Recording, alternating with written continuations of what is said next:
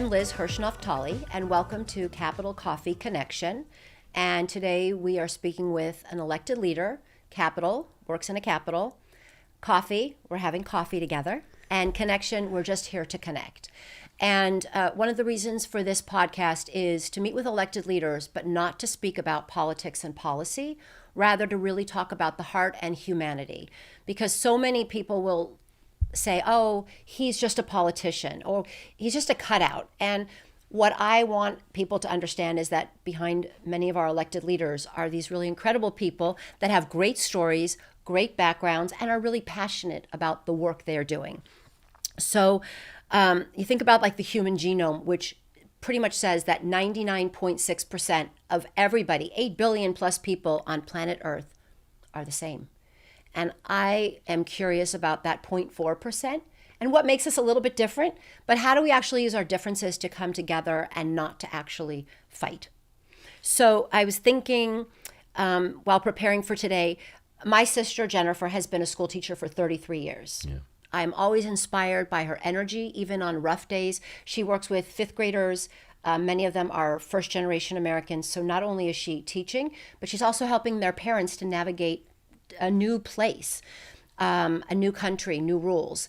And I always am inspired because even like year after year, she's always looking for new ways to be innovative, but also really just thoughtful of the children's experience. And I was thinking our First Lady is an educator. And First Lady Jill Biden says, teaching is not a job, it's a lifestyle. It permeates your whole life. Yeah. And I think for people who are educators, no matter what they end up doing, if they're not even in the classroom, it does permeate their whole life. And I know for my sister Jennifer it does. And I know our guest today, Greg Landsman, it also is in who you are. Yeah. Greg is from Ohio, Cincinnati's 1st congressional district. He's a freshman. And I'm really excited because your story inspires me. Thank you. And we're just going to go get right into it, have our coffee together, and really dig in and have fun. Sounds good. So what I want to start with is we'll go back to the beginning of Greg time. So you were born and raised in Cincinnati. Both your parents were teachers. So I want you to do two things. Talk about what it was like to be raised by teachers. And just because I want to get right to it, talk about who Cincinnati is, what Cincinnati means to you as a person that's been there your whole life and now represented in the U.S. House of Representatives. Well, thank you for doing this. Okay. I think it's wonderful. And thank you for including me, having me on. So I was born in Cincinnati. My parents got divorced when I was 2, and they both remarried very quickly. My mother remarried a wonderful person, a professor of anthropology at Miami University. So,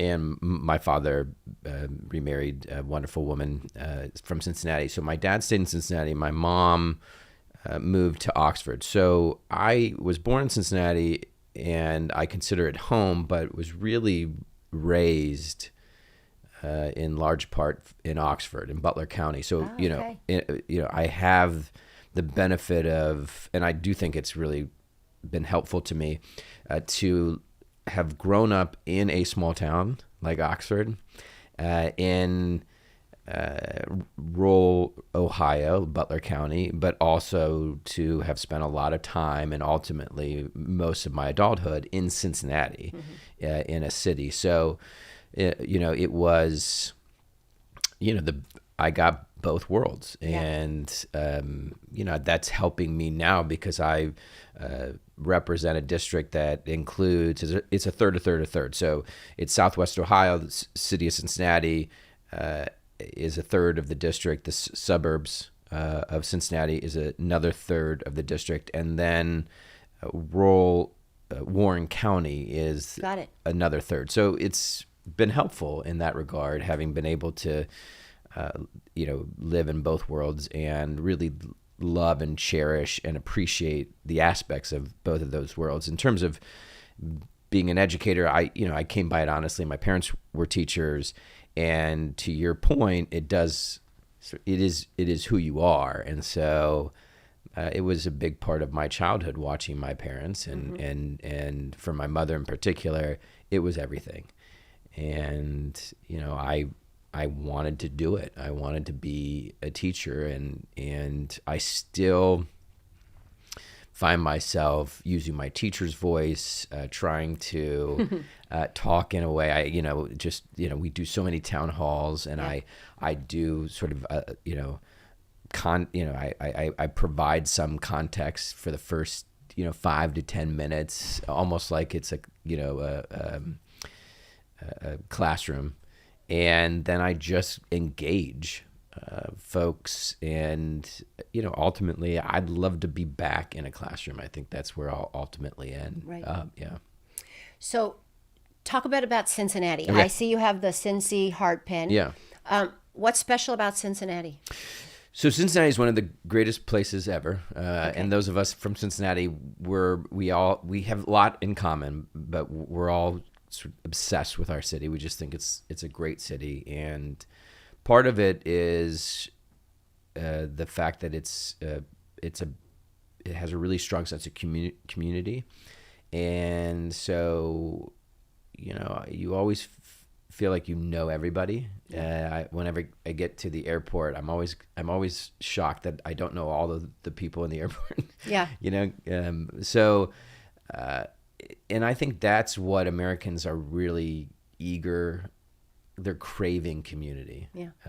And we've been divided for too long, and then plus the pandemic. Yes. Where we were just shut in. Okay. And now we want that community, and so that's a big part of my public service, is trying to build that community, both in the district in Southwest Ohio, but also in our politics, and making sure that people feel very much welcomed, and that they feel like, oh, this is home, right? Yeah. And I think that's going to be very important for us. For those of us who really believe in public service and our democracy, is that that this is a place where you belong, and that there's a place for everybody. Yeah. 100%. Yeah. Okay, but you didn't tell me what's special about Cincinnati. So the community piece to me, I think community is like the biggest thing. But like if I showed up in Cincinnati, what would I be able to eat, do, think, Yeah, so it's a low key sort of foodie city. Okay. We're famous for our Cincinnati chili, which is remarkable and very good. But we also have all of these incredible restaurants. Cincinnati has this wonderful downtown. And just north of downtown is a place called Over the Rhine, and you have just it's very much alive. Like it's just a vibrant. It's the basin because we're a city of hills. Yeah. And then we have 52 neighborhoods and these wonderful suburbs. So we have it's a giant, wonderful community of communities. We have these amazing neighborhoods. So I think unlike a lot of cities, you can drive outside of downtown and find these really wonderful business districts. Yeah. All over Cincinnati, and each one is charming and wonderful, and it's nice. Yeah, and then just even in the city of Cincinnati where we live, my wife and I, and we have 2 young children. We live in the city of Cincinnati, but in the woods. Because that's kind of where we grew up, and that is a lot of Cincinnati. So you have the best of the city. You got sports team. We have some of the best professional sports teams. We have, incredible fine arts, world, great food. But you also have, hometown, these small amazing, town. Small town, hometown feel. Yeah. And amazing parks. I mean, some of the best parks, amazing. Woods. In the country. Yeah. So can you go back and just talk a little bit about high school? Because Yeah. I'm always thinking high school is such formative years. So you could tell us what you did in high school. Yeah. And maybe if you had a teacher that was really inspiring, or a coach. Yeah. But just somebody who kind of showed up for you, listened to you, knew who you were, and that you carry with you. So I went to Talent High School, which is in Oxford, Butler County, and it's a relatively small high school, 200-300 people per class, and so you knew everybody, and I love that. I my high school friends are some of my closest friends to this day, and it was neat because my mom was a teacher in our high school. She was a special education teacher. She did something really remarkable when she was an elementary special education teacher and then a middle school special education teacher. When she got to the high school, the curriculum was just not really working for the kids that she was working with. And so she chucked it and turned her room, which was, isolated down this long hallway, into a cafe that the students ran. And it became this destination for everybody else. And I would go with my friends every day. And it really pulled this classroom, of students who had either mild to severe disabilities into the larger school community. And it was really amazing. It's beautiful. Give them purpose. Yeah. And then they learn the hard skills in terms of how you do customer service and manage money and all of that stuff. And so they ended up getting jobs in the afternoon. My mom helped them get jobs in the afternoon in the community. And so it gives me the chills. That's a beautiful story. It was really remarkable. Yeah. And she's, so I learned a lot from that. I really loved high school. Yeah. I mean, I did. And again, this is I'm a Democrat, and I represent a pretty swing district, but I relate and feel a strong connection with most everybody, in large part because I grew up in a really conservative area, and these friends who I love dearly and family members are very much on the right. Okay. And somebody asked me the other day, how do you handle some of these folks who support, the former president, for example? And I said, well, they were first my friends. They were first my family, and they still are. Yeah, I love them. Yeah, no, it's easy. I think that's a message we have to continue to share, which is we can have our differences, but we also have so much that actually connects us. And I think people desperately want connectivity and affection and being thought of. Yeah. Did you have any funny jobs in high school? Like that first job or two that like kind of. I was a telemarketer.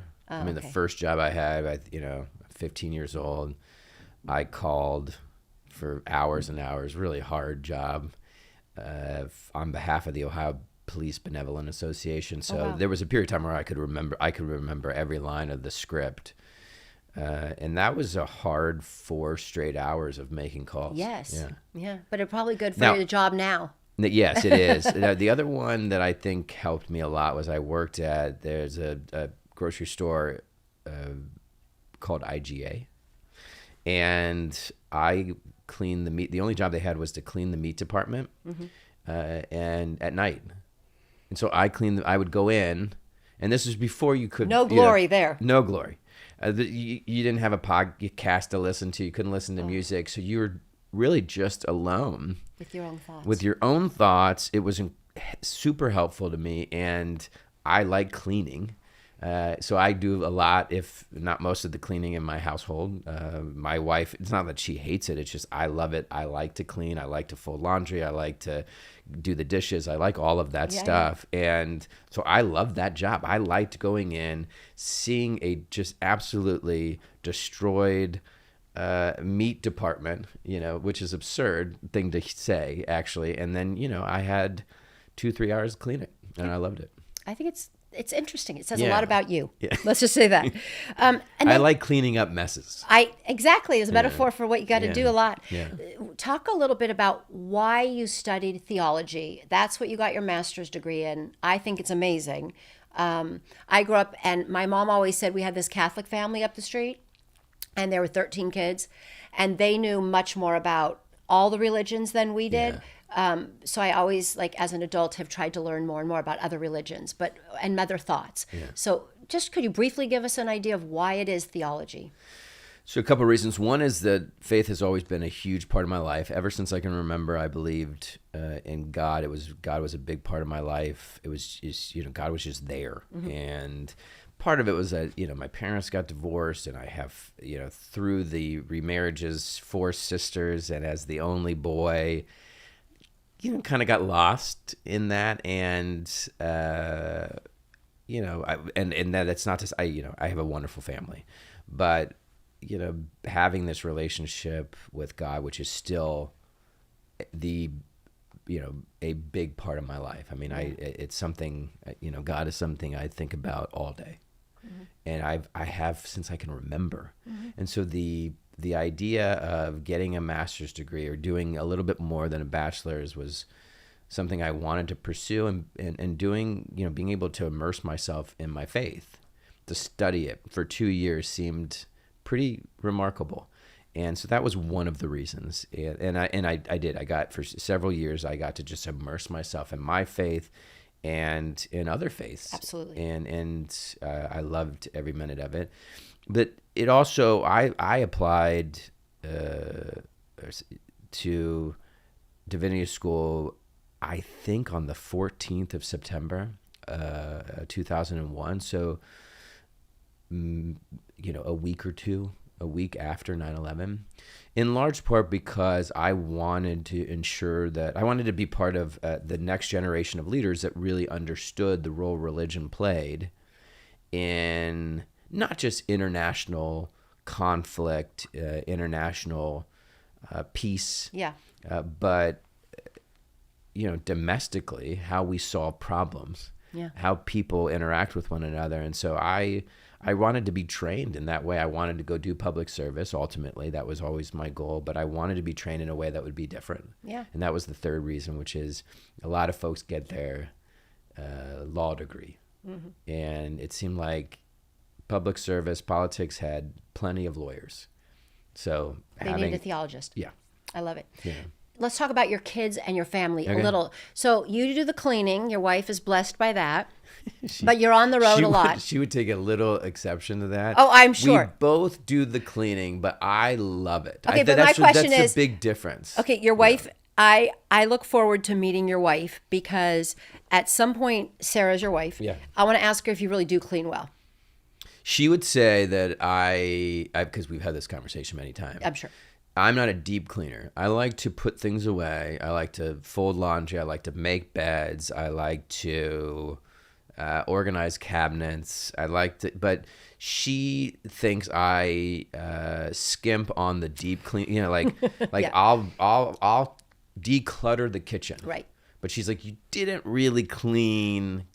She sounds like the perfect wife. Yeah. I like it. Yeah, she's pretty good. She's great. But how do you balance it? And again, you have 2 kids, young teenagers, and you're gone. And your wife, teenagers, 11 and 13, almost. I guess 13's she is a 13, and 11 is on their way. He's getting close. Yeah.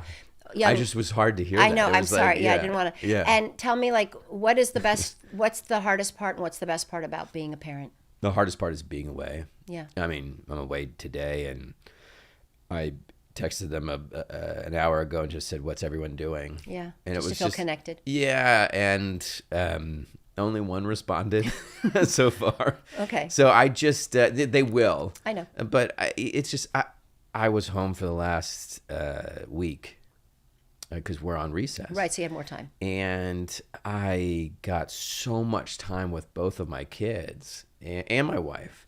And it is so wonderful. I mean, my connection with my daughter is, incredibly special. She is one of my favorite people, best friends. The same is true for my son. I mean, I love spending time with him. I can do anything with either one of them. Yeah.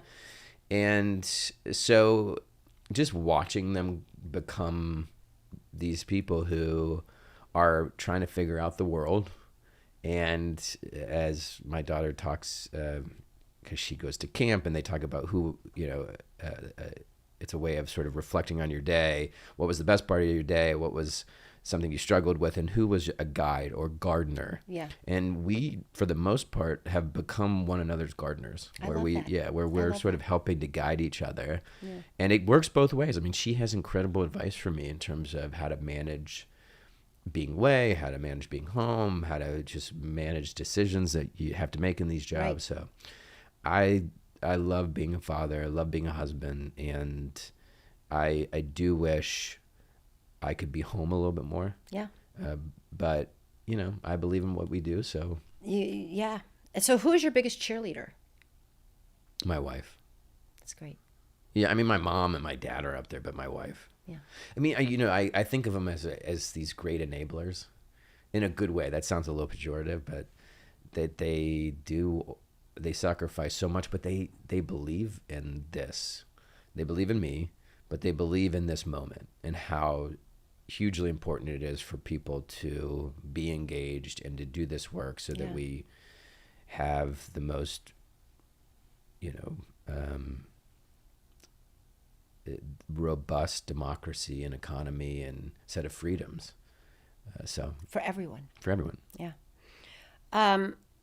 Okay, these are some quicker questions. Yeah. So you can add how much you want, but you can also just give Okay, simple sure. answers. If you were stranded on a desert island, what would be the one meal you would wish was there? Chipotle. Chipotle? I don't know. Oh, It's like gosh. it just like it fills me up. It fills me up where I'm a vegetarian, and so it's hard to, as a vegetarian, at least for me, to get full. Yeah. And for whatever reason, that burrito with the sofritas. It's a good one. Yeah. Okay. And what kind of exercise do you like to do? So I picked up boxing about 10 years ago, and I'll spar, but for the most part, it's just bag work. I like. You can't be on your phone when you're boxing because you have gloves on. Yeah. And so when I walk around and I really do enjoy working out because it's a way of unplugging more than anything else. Yes. But the bag work to me is the best because you can't do anything other than bag work. And what music do you enjoy listening to with your kids? So anything my daughter is a big, music person. And so we go to a lot of concerts. She and I listen to a lot of Taylor Swift, a lot of Halsey, a lot of Lumineers. We just discovered Camp with 2 A's.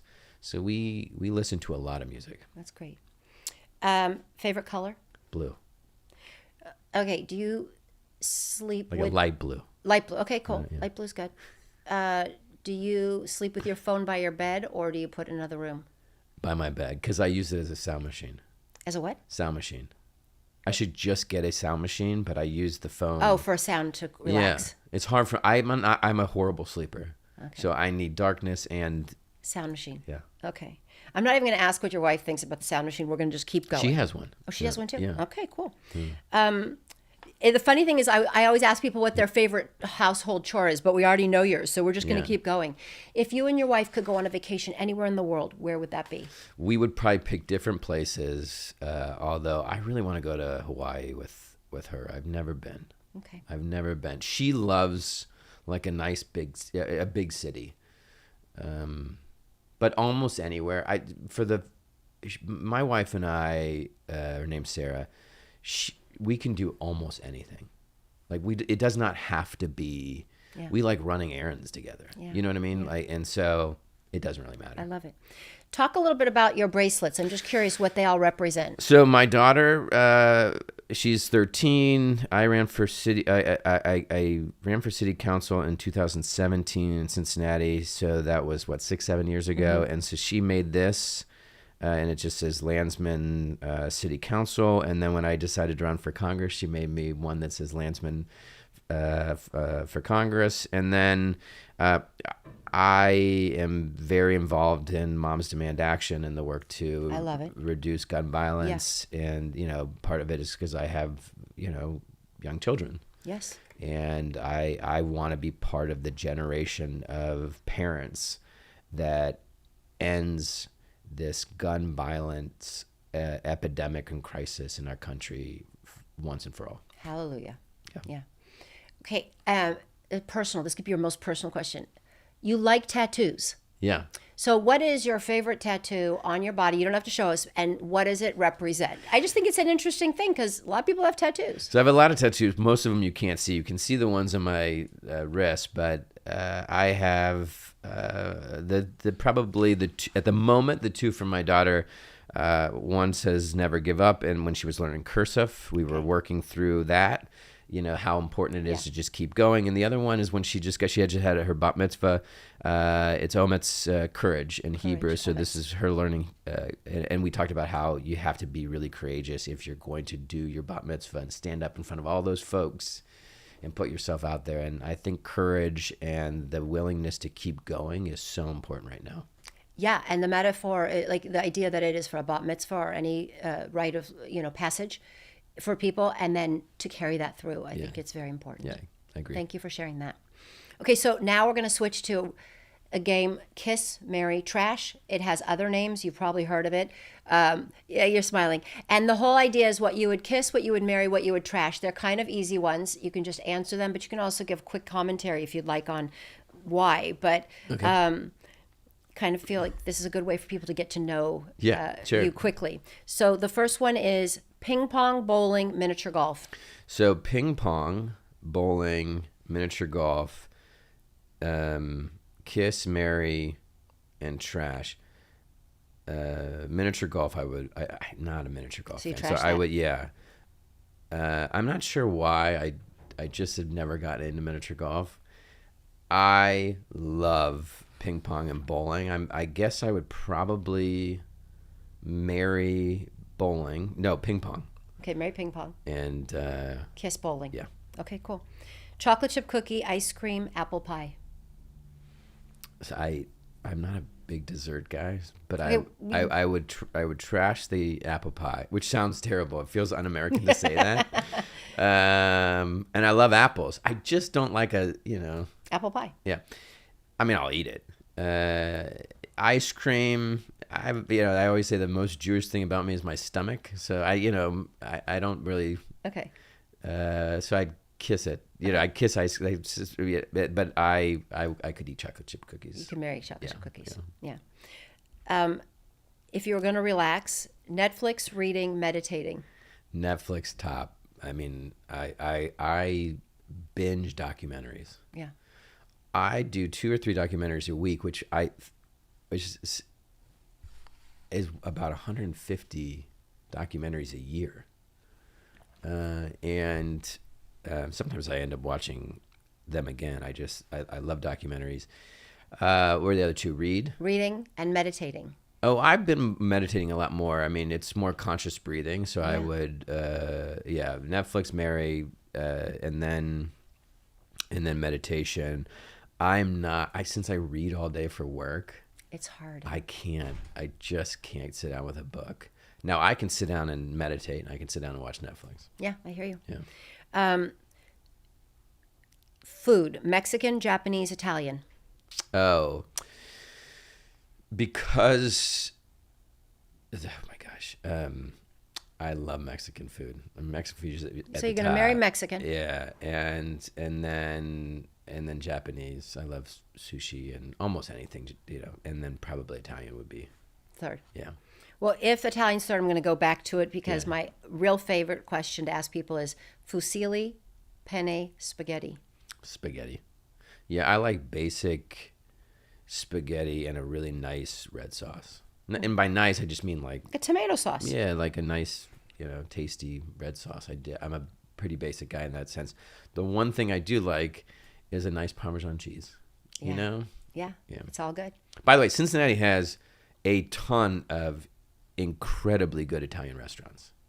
I mean, same with Japanese restaurants and Mexican restaurants, but we have a ton of Italian restaurants. Is that because you had a lot of immigration? I mean, it's a city of immigrants, but, we also we had, a few chefs that came, and they just more and more came, yeah. Good. Okay, the last one, which I think is probably right up your alley, basketball, baseball, football. To watch or play? Oh, you could do either one. Which one do you want to do? How about to watch? I mean, football is the top. I love watching it. I love playing it to the extent I still can do backyard football. Throwing the football with my son. That's the top. What were the other 2? Baseball, basketball. So I play a lot of basketball with my son. So that would be number 2, and then baseball. Okay, cool. Yeah. This is where I asked the last question. Okay. And it was funny because when I was putting it together and thinking about you and theology, my last question is about joy. What brings you joy? What does joy mean to you, and how do you spread joy? But I'm going to back up. Most people, I would stop there and I'd then be quiet. But because you studied theology, you understand where joy came from. Psalms 98. Yeah. And, I think about the song, Joy to the World, and how much that meant to me as like one of the songs I grew up with. Can you talk a little bit about it from what it meant in the Bible? Yeah. And then, because I think it would be interesting for folks, because there's a little history there. Yeah. And then answer like a normal person that didn't study theology. I mean, the answers are going to be very similar. I like that. This is a big thing for me, joy. And I always try to remind people that it's really important to find your joy. And I think part of what I've learned to do as I'm, getting older is to really not judge people anywhere near what I used to, or, just like find your joy. Yes. Because that is the best thing you can do for yourself and the best thing you can do for the community of people around you. And that is part of, the message in Torah or the Bible, which is, when you find your joy, and whatever that is, because it's different for every single person. Right. But it's the thing that makes you really happy, and it makes you kind, and it makes you just a delight to be around. You are doing something so incredibly powerful for the world. Yeah. And you think about the world and you're the part of the world that you're occupying. And if you're, if you found your joy, people are going to be better off. I mean, they're just going to be happier because you're a kinder, more decent, more engaged person. Yeah, it's an interesting piece, because as you spread joy, it's like a ripple that becomes a wave. And I think that is what we lack so much of right now. And if people could find their joy, and also sometimes joy is in the most simple things, it would help so much. It would that make is people feel so much if better. You take away anything from this, it's sit down and write a list of the things that bring you joy. I like that. And then just go and do those things constantly. Yeah.